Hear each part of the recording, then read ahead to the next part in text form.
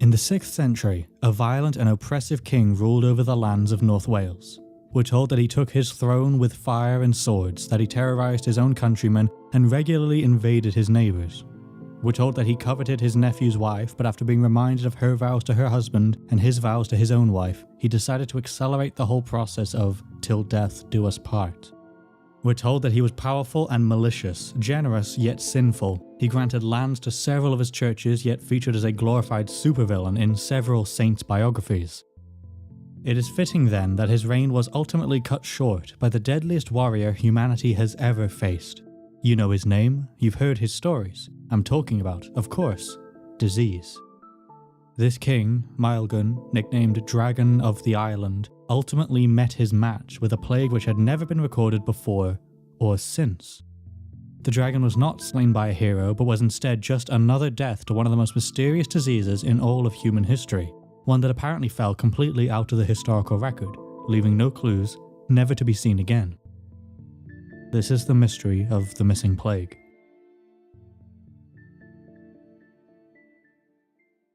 Medieval Wales was no stranger to disease. In the 6th century alone, we're told about 3 different afflictions in the country. One in 526, one in 537, which was shared across Britain and Ireland, and finally, the one we're interested in today, in 547. According to the biography of St. Taylor from the 12th or 13th century, this disease was known as pestis flava in Latin, the yellow plague, a name it apparently acquired by turning anyone affected with the disease yellow and bloodless. The author tells us that it appeared to the people of Wales as a column of watery cloud, with one end sweeping across the ground and the other stretching far into the sky, and that this disease-bearing cloud took the life of King Maelgwn and ravaged his kingdom. Another saint's biography echoes this description, likening it to a tornado, describing its victims as turning yellow and pallid, and calling this yellow plague by a different name entirely, Adiliad Melyn, in Welsh meaning the yellow destruction. A 12th century author named Gerald was also aware of this disease, claiming that physicians called it isterus, Latin for jaundice. Finally, we come to a 13th century text known as the Annales Cambriae, and it's here we can find the specific reference to the death of King Maelgwn. According to the text, there was a great mortality in 547, which killed Maelgwn of Gwynedd, and then there was a yellow plague called Llywelyn in this source. This plague was also apparently the source for a contemporary phrase, Hir hin Maelgwn yn Llys Ross, the long sleep of Maelgwn in his court at Ross, North Wales. I guess no one broke the news to this monk about what death was.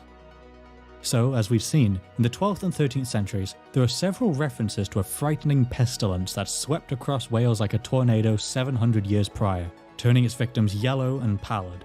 Sources called it the Yellow Plague or the Yellow Destruction, and we're told that it ravaged the kingdom of Gwynedd and put an end to the tyrannical rule of their king. Straightforward. Simple. Except, did you notice that? In the Annales Cambriae, the wording is off. There was a great mortality which killed Maelgwn of Gwynedd, and then there was Llywelyn, the Yellow Plague. Weird. But that's okay. Perhaps this entry is just a bit corrupted. That certainly wouldn't be the first time, and luckily we have other copies of this manuscript. If we look at the oldest version, which could be from as early as the 9th century, we might find a more straightforward answer. And sure enough, this copy is far simpler, losing much of the detail found in the other entry. The mention of Britain is gone, the phrase about Maelgwn having a long sleep is gone, and the Yellow Plague, Llywelyn, is entirely absent. Nowhere to be found. What's going on here?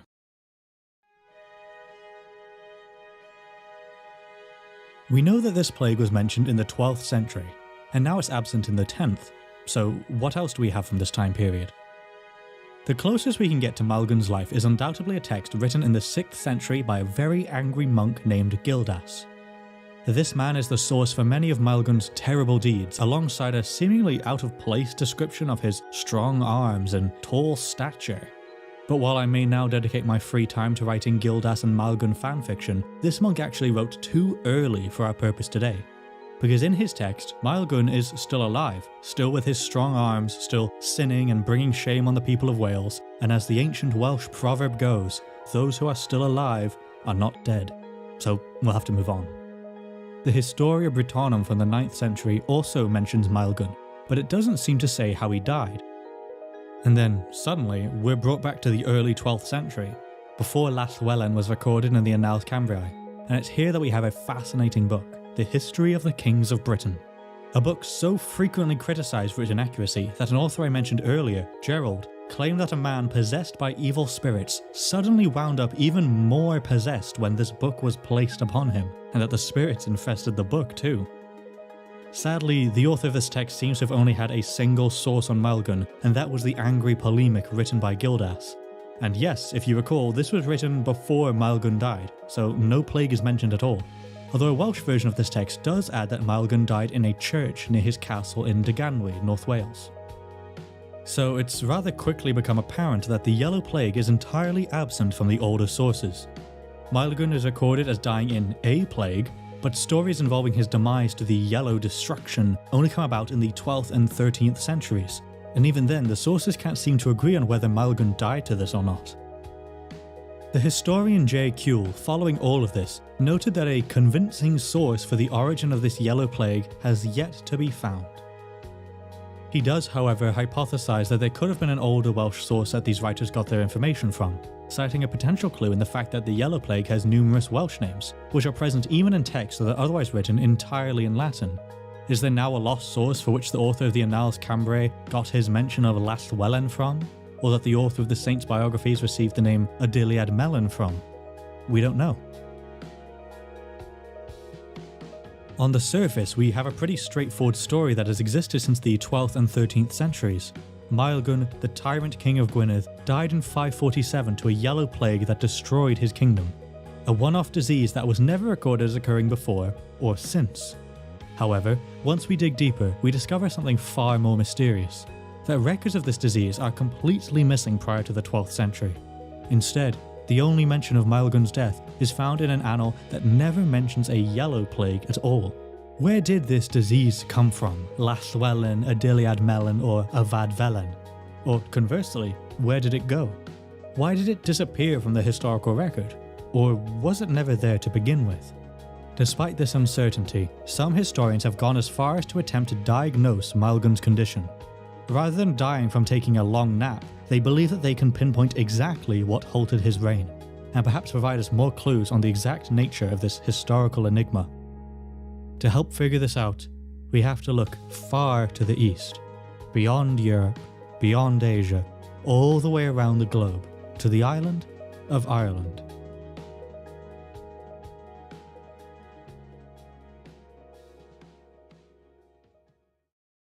Medieval Ireland was no stranger to disease.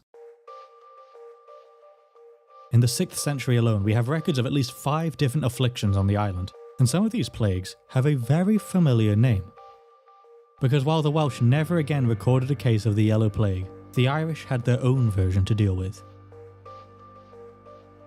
In 534, the Annals of Boyle tell us of an outbreak of Bwy Connell, the yellowness of Connell, and I'm hoping I'm pronouncing that right because my guide is a text from 1947. In 537, we have the Great Plague that struck both Britain and Ireland. In 544, we'd have an outbreak of Blefed, the bubonic plague. And finally, in 550, the Annals of Tigernach tell us of an outbreak of the Yellow and Saffron plagues, the first of which struck several churches in southwest Ireland. The records of these plagues are incredibly valuable to us, and they can provide 2 key theories as to what the Welsh Yellow Plague was. The first is found in 544. By this time, the bubonic plague of Justinian had attacked the Roman Empire and reached the shores of Ireland. The historian A. Dooley has suggested that the Irish name for this, Blefed, means yellow disease, using an apparent old scholarly word for yellow. Dooley thereby theorizes that the 2 diseases are one single cycle of the plague of Justinian. There are 2 problems with this, however. The first is that the date in the Annales Cambriae seems a bit far away. If the plague had reached Ireland in 544, why did it take another 3 years to be recorded in North Wales? This date has been considered to be unreliable, however, so perhaps it could be pushed back a couple of years to line up more. What really disputes this theory, though, is pointed out by the historian J. Kuehl. Continental sources never describe this bubonic plague as yellow, nor do they list the key symptom of turning its victims yellow. Instead, two different authors record the primary symptom apparently being swelling of the groin. And yes, I am being serious. This is never mentioned in British or Irish sources relating to the Yellow Plague.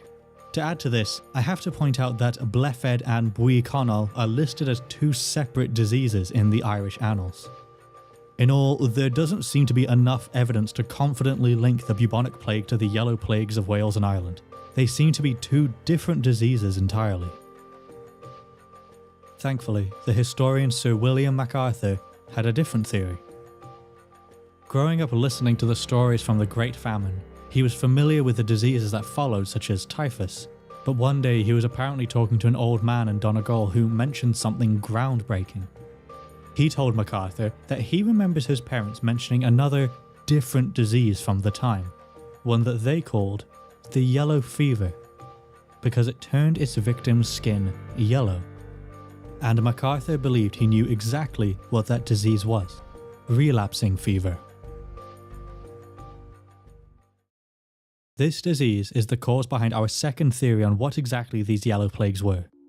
Relapsing fever can cause jaundice and liver failure, both of which cause the skin to turn yellow, and in the 19th century there had been outbreaks in Ireland and Scotland, the latter of which caused its victims to suffer a very deep jaundice. Based on this, MacArthur believed that Bui Connell and Pestis flava, this strange disease that struck Ireland, Wales and Ireland again, was a, quote, severe form of relapsing fever, noting that the symptom of jaundice must have been common enough to, quite literally, colour the chronicler's perception of the disease.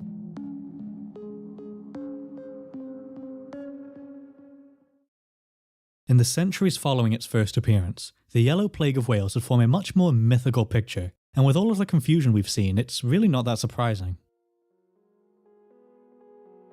While the saints' lives claim that Maelgwn died of Adiliad Melen, and the Annals claimed that it was apparently in his court in North Wales, very likely near a town called Deganwy, we would soon receive a much more elaborate story. In the 17th century, two texts tell us that Maelgwn had fled the Yellow Plague, here called by its now most common name of Avad Velen, to the church of Eglwys Ross, near his court in Deganwy. Here he underwent his own 6th century lockdown, posting guards and forbidding anyone to come near except for his attendants, and shutting the door to prevent the foul infected air from coming in. Maelgwn could not, however, have known how relapsing fever, Avad Velen, was spread. Plague is a scary enough concept in the modern day, where we have good sanitation and understanding of what disease is. Imagine how terrifying it would be if you had no idea what was causing it, and no cure, and if doctors would not even attempt to treat it, because according to the saints' lives, they would just end up infected themselves. Unfortunately for this medieval king, relapsing fever is not spread through the air, but instead by lice and ticks. So while he may have been safe from human transmission, he was not safe from the source.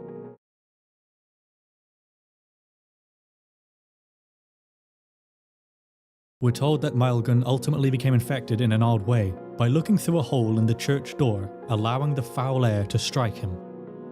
His attendants apparently believed he was sleeping in his bed, so I'm guessing they thought everyone turned yellow and corpse-like when they slept, and that's where this classic phrase, "the long sleep in the court of Ross," comes from, which was apparently still used in the 17th century. The most monstrous transformation of Avad Velen, however, would come from the mouths of the bards. In this case, a poem given to a bard named Taliesin from the 6th century. We have no proof he ever wrote this, of course, and in all likelihood he didn't.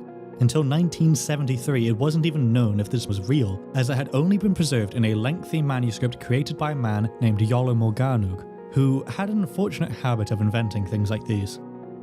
Fortunately, a historian named Gerallt Harries found this paragraph in a manuscript from 1527, and it said the following, if you'll pardon my accent. Thou prif rifedd e vorfa Rhianedd, ddial enwiredd a Maelgwn Gwynedd, a'i vlew a'i ddanedd a'i llagaid yn eirth, a hwn a una diwedd a Maelgwn Gwynedd. A most unusual creature will come from Morfa Rhianedd as a punishment for the wickedness of Maelgwn Gwynedd. Its hair and its eyes and its teeth will be gold, and it will destroy Maelgwn of Gwynedd. Morfa Rhianedd is a swamp located to the north of Maelgwn's castle in Deganwy, so thankfully by the 16th century they had clearly cracked the case. Avad Velen was not caused by foul air but by a foul beast instead. And yes, the author did rhyme Gwynedd with Gwynedd. Nice job, Taliesin. Oh, he can't hear me. The historian J. Wood also links this monster of Morfa Rhianedd with an 18th century folkloric creature named Gwach y Rhibyn, described by Wirt Sykes, the author of British Goblins, as an extremely thin, cadaverous woman who stalked the swamps and could cause fever or death just from her appearance. While it isn't an exact match to Avad Velen, Wood makes an extremely interesting comparison between the two. After all, Gwach y Rhibyn is associated with swamps, starvation, and death from disease, while relapsing fever can follow famines, and was once also imagined as a monster rising from the swamps.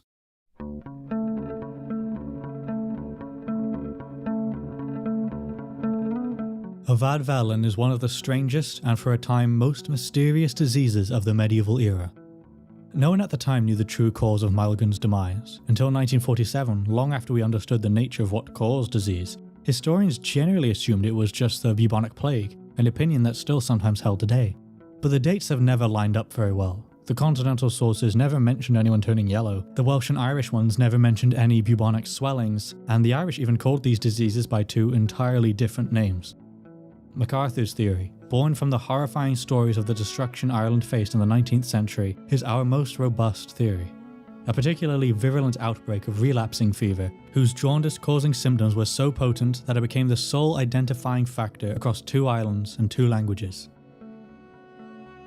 Kuehl also suggests that Avad Velen could have occurred close to or at the same time as other plagues, perhaps typhus, another famine-associated fever, or even a late cycle of the bubonic plague.